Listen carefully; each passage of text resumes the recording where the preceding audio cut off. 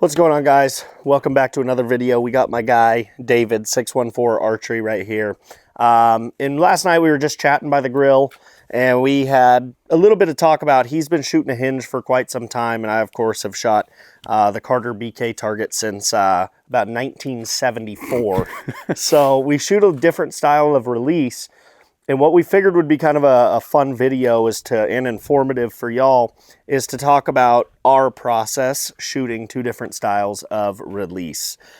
So break it down, buddy. Okay, so I shoot Hinges primarily, both for hunting and for like target and competition. For me, I started off like everybody else with an index finger release and then moved to a thumb button and thought that would solve all my problems, and it did not. It only made them worse. So what I was dealing with was target panic, not only punching the trigger, but I was having the issue where I couldn't get my pin up to the target for what I was trying to shoot at. I could get pretty good groups like right off the bat, but once your shot starts to break down, once your form starts to break down, you start flinching. You'll have left and right shifts as well as down and up, and I just really wasn't happy with it. So don't do this, but about 2 weeks before hunting season, I decided to buy a Hinge and decided to work with that. So it took a while to learn, but ever since then, I've just been using Hinges, and then obviously I've learned more and more about shot processes and stuff like that. Hinges really make me a better archer. I don't really get left and right shifts all that often, and it just makes for a cleaner shot process. So I would recommend that everybody use a Hinge at least once. It's not as scary as you think it is.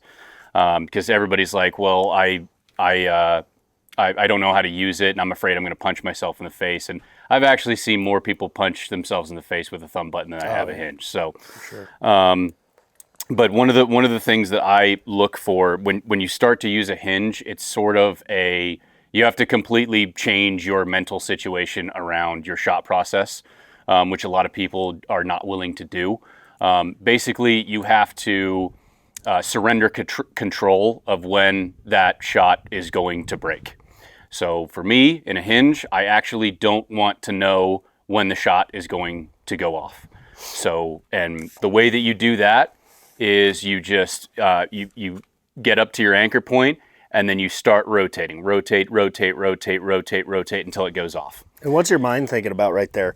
When you get to a draw, you hit anchor and you start to rotate. Is your mind basically just fixated on feeling the rotation move more so than anything else in your form? Or are you kind of thinking pin and then rotation? Like, how are you thinking? The only thing that I'm thinking about is rotating this. Yeah. So if you've ever done yoga or meditation's a better one. If you've ever tried it and just gone, oh, let me empty my mind. A good exercise to think of right now is don't think about a white elephant. What's your first thought? A white elephant. So if you're going into a meditative state with nothing on your mind, you're going to think of something. You're going to start thinking about your problems. You're going to start thinking about your pin. You're going to start thinking about how much that pin is moving, all of that stuff. And in meditation, they tell you to do box breathing. So you go in for 10 seconds, hold for 10 seconds, out for 10 seconds, hold for 10 seconds, in for 10 seconds. And with your mind, that is going to occupy your entire headspace, is trying to concentrate on breathing for 10 seconds in, holding for 10 seconds, doing the box breathing.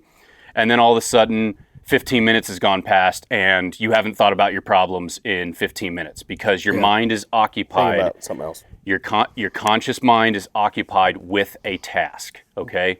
And when it's the same thing with a Hinge, my mind is occupied with moving this Hinge at the same rate for the entire time until that shot process goes off. And actually, when I do that, when I keep this Hinge moving, my pin stops moving and just hovers around the target.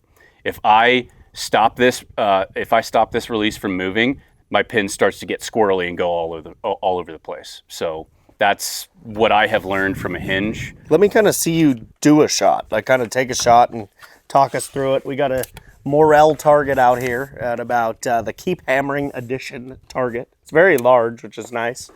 53-ish yards. But yeah, I just kind of want to watch a shot and have you talk me and the viewers through it, because I think that that was a very good explanation.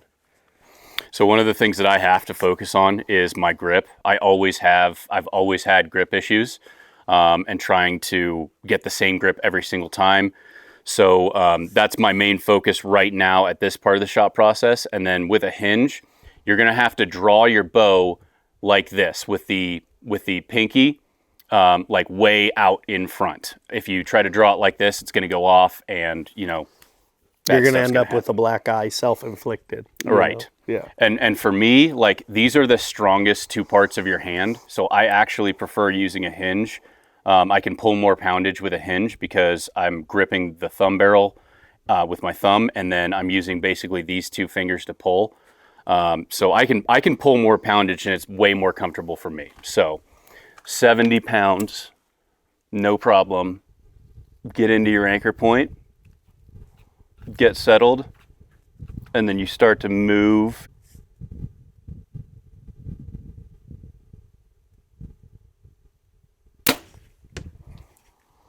So that one took a little bit longer than it normally does, but that's the whole point of a Hinge, is you're not in control of your shot process or when it goes off. So I don't really care how long it takes. Yeah. I just need to remember to keep pulling. So what is the function like this? So I never have used this release. I've used the thumb button version. But is this basically just a peg for drawing? This doesn't do anything, right? Like this, the thumb is not a trigger on this, correct? Actually, that has kind of a cool feature on it. This Onyx has a bolt back here that if you loosen it, this thumb barrel starts to move. Oh, okay. Like that, and it acts like a safety. A safety. Okay. So got it. If you back that screw out, I don't use that because I don't really need it, but new archers will. If you back that safety out and you've got your thumb on the thumb peg, it just did it. But normally it acts like yeah. You probably safety. don't have it backed out enough, but if you Right. back it out, it makes sense. So yeah, let me show you my process. So I'm obviously shooting a thumb, and for a lot of times people would always make fun of me, and the punch police would call me a puncher, right? Forever. And because of that, I never even had thought about it. Like it never crossed my mind whether I was punching or surprise breaking. To me, it was just a shot. I never thought about it.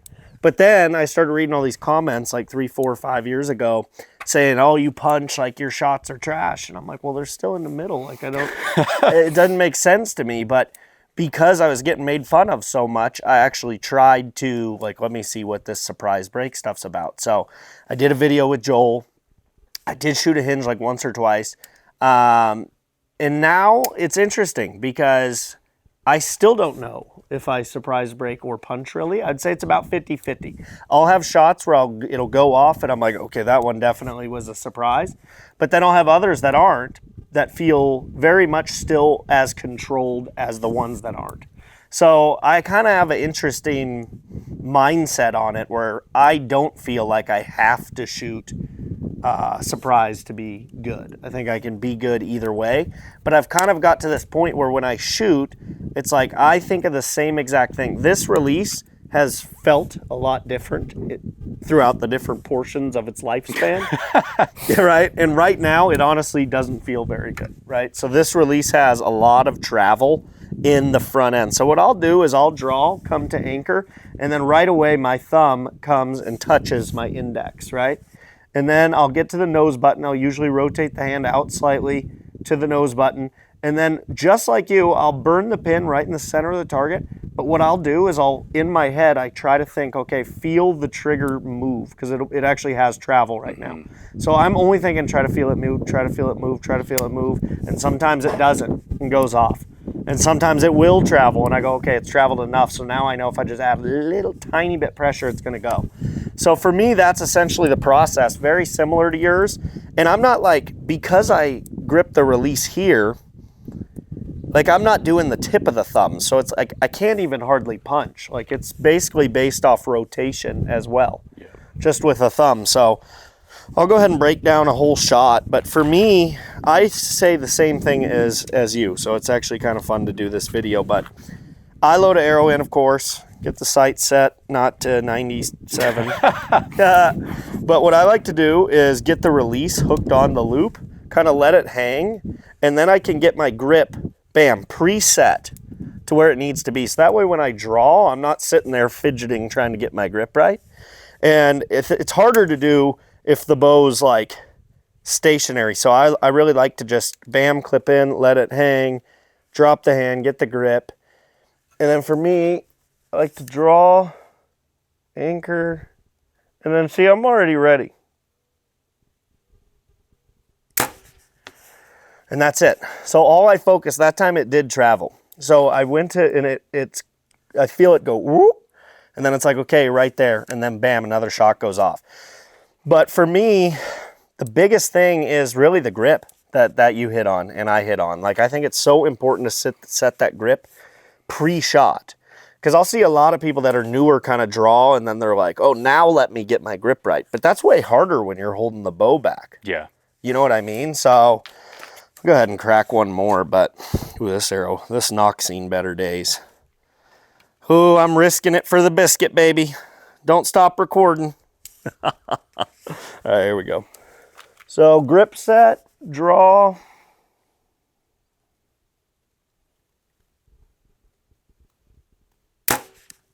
And bam. So for me, that's super repeatable. Like everything's the same every time. And I'm sure for you, you kind of have like a process to make sure you're consistent and kind of doing the same thing. Yeah, you want everything to be repeatable. Yeah. But your the way you talked about your release, where sometimes it travels and sometimes it doesn't. So a lot of competition archers, I think, use like multiple different releases. And they'll do that like in competition, because they'll have one hinge that's set really hot, one hinge that's set really cold, or a thumb button that's set really hot with no travel, and then the exact same thumb button that's set up for. And it's kind of like they're doing that to keep themselves honest. Well, I was thinking about like a hinge, and maybe this is a product that already exists, but as you were talking about it, to me it would be super valuable to have a hinge that the travel varied. So like every time you didn't know what part of the travel, like within a certain spectrum. Yeah. So like it could go off on the front end, it could go off on the middle or the back. That would be kind of an interesting way to where you really do have to focus on moving it, and you can't punch it because you don't know at what point in that window it's going to go off. Yeah. So I don't know if that's a thing, but it might be a good idea for somebody. But yeah, dude, I think that was freaking super informative. If you want to shoot maybe a couple and then we'll go pull, let's do it. I got one more in the tank. All right, my yardage looks like a little bit hot, so I'm gonna cut a little yard. I have no idea where mine went. All right, let's do a little competition here, just for fun. Let's go that bottom left red dot closest to the middle, huh? Okay. On this arrow, and we'll call it. We don't even know the yardage, so we're just kind of winging it. We know close, but here we go.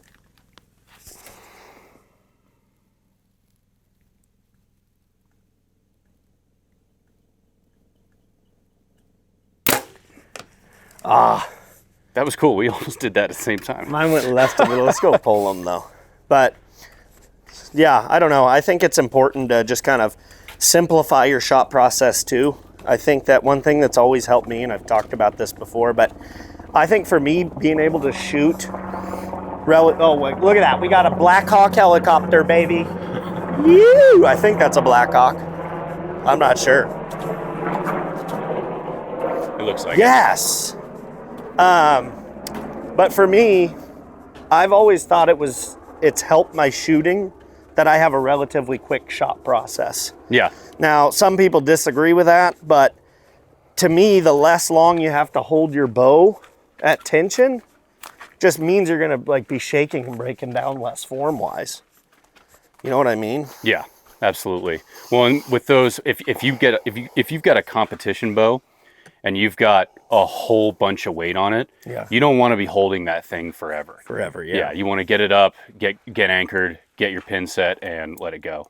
Well, first couple shots of the day, you did get the win. I got to give you that one. So congratulations, David, with the W.